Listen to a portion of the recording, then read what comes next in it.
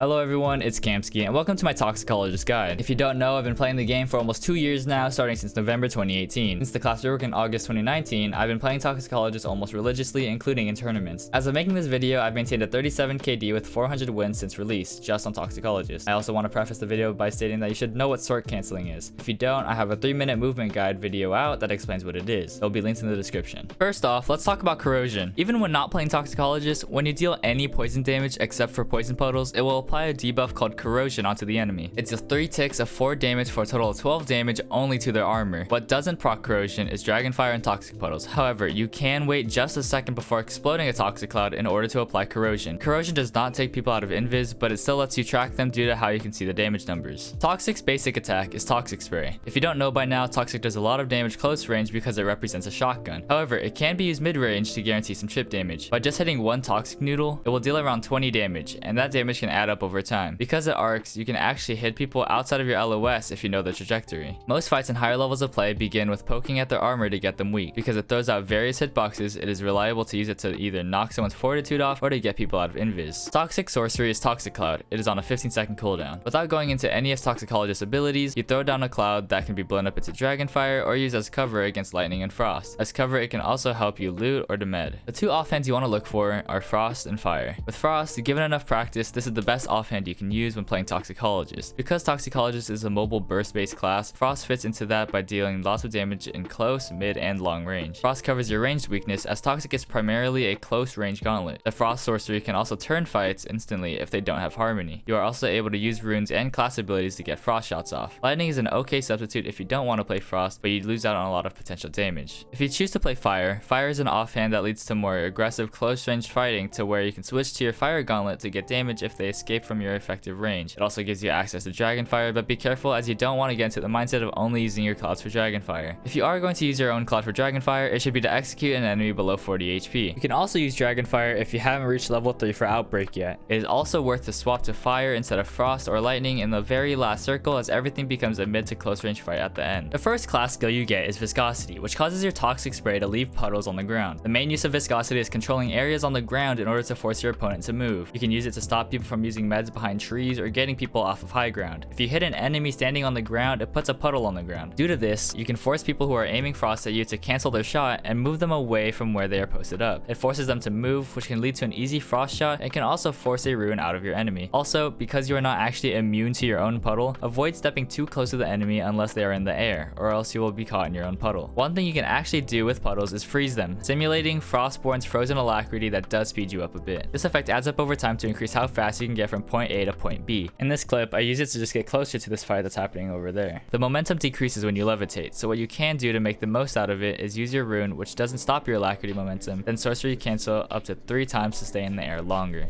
The second skill you unlock is Vanishing Mists, or VM. This provides most of the movement for Toxicologists. When you touch your cloud, you dash and go invisible. Note that you do have to actually fully leave the cloud and retouch it in order to dash again. Dashing with your cloud has the same mechanic as using the dash rune, so you gain more distance by holding spacebar or by dropping from a higher height into the cloud to transfer the downwards momentum into forwards momentum. As a Toxicologist, you don't want to sacrifice your cloud for damage. Most of the time, you should use it for movement. It gives you a different angle to get either a Frost or Toxic shot in, or you can just use it to move around the map. You can also use it to disengage and get free meds off, which is even easier when running the Thirsty talent. A very good skill to learn is reclouding, which is going back into your cloud in order to dash and go invisible. This gives you more movement to get closer for a Tox slap, like I do here, or to get a different angle for a Frost shot while invisible. It isn't a bad idea to use your rune to recloud either, as it mixes up your opponent and can lead to free shots. When reclouding, be aware of what class and gauntlet the enemy has, as tornadoes will instantly dissipate your cloud and fire will explode your cloud. When a tornado is placed on you, rune away if you can, then use a cloud. If not, and you want to disengage, make sure you aren't in the air or you'll be pulled into the tornado. Other than that, let's get right into how we deal against fire. The main times you want to use your cloud for damage is to execute people at or below 40 HP, or if it is too risky to use your cloud. Note that this person is a pyro player. Obviously, what he wants to do, especially since I'm low on HP, is to hit me with fireballs. Rather than use my own cloud for movement, by throwing clouds at him, I'll stop him from shooting fireballs, as if he shoots a fireball, he will instantly blow up and die. In another example, Borsellino in this clip has stone and fire, and in a circle this small, my cloud would probably just instantly explode if Borsellino throws any sort of fire in my direction. Due to this, I throw my cloud at him to get free damage in. Even though the zone was heavily favored for stone shapers, Toxicologists can still use their movement combined with sword canceling in order to stay in the air for a very long time. You can see right here, I shadow step to get into an area where there isn't any fire, and I use my key combined with my cloud in order to stay in the air longer. It is also important that you don't stay in your cloud for long, as the longer you touch your cloud, the more risk you have of being caught in case it gets exploded. Because I touch it just for a second to go up, it greatly reduces the risk of taking a free 40 damage. If you want to use it to move forward, make sure you are fast with it, as it will most likely get exploded very soon. It is important to take note that I was scared of this person blowing me up, so I take into account the reaction time of the person and the travel time of a fireball to reach the cloud. It is a gamble of whether I get blown up or not, and it is up to you to take it. Also, keep track of if you are ignited. You get ignited by stepping into fire puddles, firewalls, and getting direct hit by a fireball from a pyro player due to their combust skill. It takes twice over 2 seconds and will knock you out of any sort of invis, so if you can, try to wait it out while dodging everything so you can try to reset a fight or turn the fight with the invis. Keep in mind that Vanishing Mists is omnidirectional, so you can hold any input key and it will move you in that direction when entering your cloud. If you press no movement keys, then it will just launch you forward. The third skill you get is Outbreak. This makes you deal big damage with your toxic spray while you are invisible. Any invisibility procs Outbreak, Vanishing Mists, Invisibility Rune,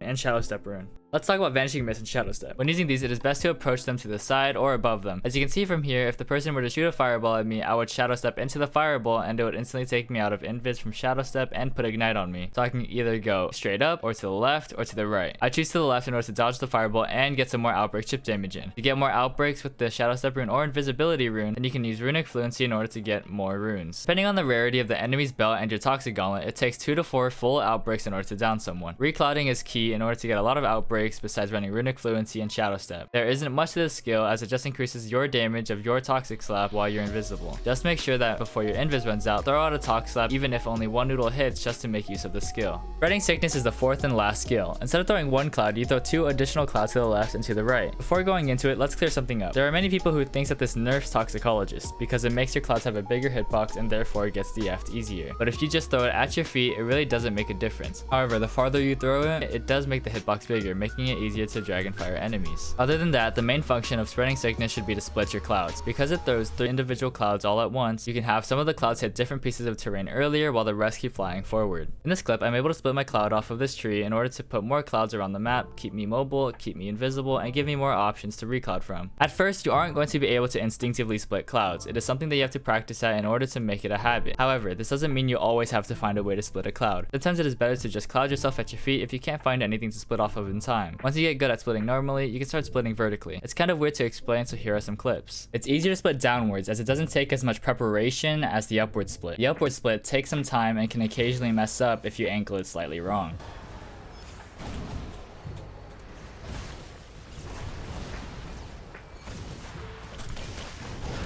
Also remember that if you look more up, it stops the momentum and you can use it to stall the dash time to get into another cloud or to go up. If you look more down, you'll carry the momentum like usual, just like with dash. The 3 runes you are going to want to look for are Shadow Step, Dash, and Spring Step. I don't recommend Invisibility because you lack movement and people can easily see and hear you. Until you get Outbreak, Dash and Spring Step are going to be the stronger choice, and in my opinion, Dash is better than Spring Step. Shadow Step gives you quick movement to stay on top of the enemy, and it also makes you invisible for 2 seconds, which can lead to more Outbreaks. It has a 60 to 70% longer cooldown than Dash or Spring Step, and generally provides less movement than the 2. However, it gives you quick burst opportunities and you still have a decent amount of movement. My golden rule is that I will always pick up a higher rarity Dash or Spring Step over Shadow Step unless the Shadow Step is of a rare rarity. Rarity of runes only affect the cooldown, and a rare Shadow Step is at a cooldown I am comfortable using. With Dash and Spring Step, you are going to rely on reclouding for Outbreaks, while with Shadow Step, you don't necessarily have to risk reclouding as much as you can get Outbreak off with just your rune. One thing to note with Shadow Step is that you want to keep track of if you have Ignite on you. Ignite from fire puddles, firewalls, and direct hits from pyro players will apply Ignite and take you out of invis instantly. Also remember that with Shadow Step, you also leave a trail of which way you are going, so your opponents will know the general location of where you are if they see you Shadow Step. Also, after the 2 seconds are over, you make a poof sound that reveals where you are. One specific tech you can do is canceling the dash of Shadow Step by sword canceling instantly. This can mind game your opponent and force them into a more favorable position. Also, when moving around the map, shoot after Shadow Stepping to instantly start the cooldown, as it doesn't go on cooldown while you're invisible.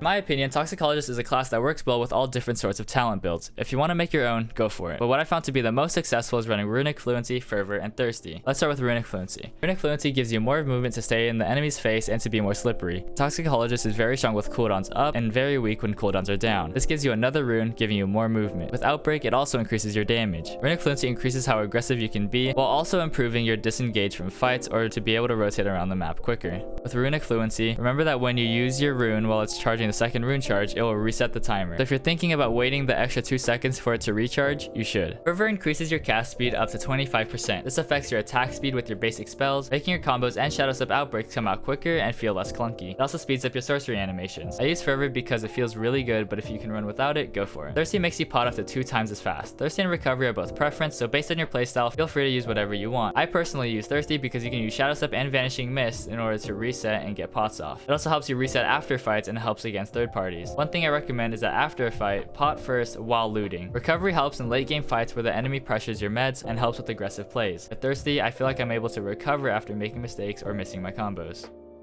Alright, my dad is sleeping, so I'm gonna be a little quiet. Tried my best to give as much important information as I could in a good amount of time, and while I couldn't literally cover everything about Toxicologist, there is so much to this class that everything just couldn't make it into the video. I value making my videos short and concise as much as I can, and although it is a 10-minute video, I hope that this is fine. Everything important and what you should focus on is in the video. If you're a new player trying to be a better Toxicologist, just keep trying. You can practice everything in the practice modes, such as reclouding, splits, and flicking your shadow steps and mouse. If you have any more questions, I stream over here on twitch.tv/it's camski. If any of this helped, it would be best if you could support by clicking the like button. If you want, you can subscribe and click the notification bell in order to be notified every time I go live. We're almost at 1,000 subs, so let's get it. Leave comments down below about what I could do better, and I'll see you guys in the next video.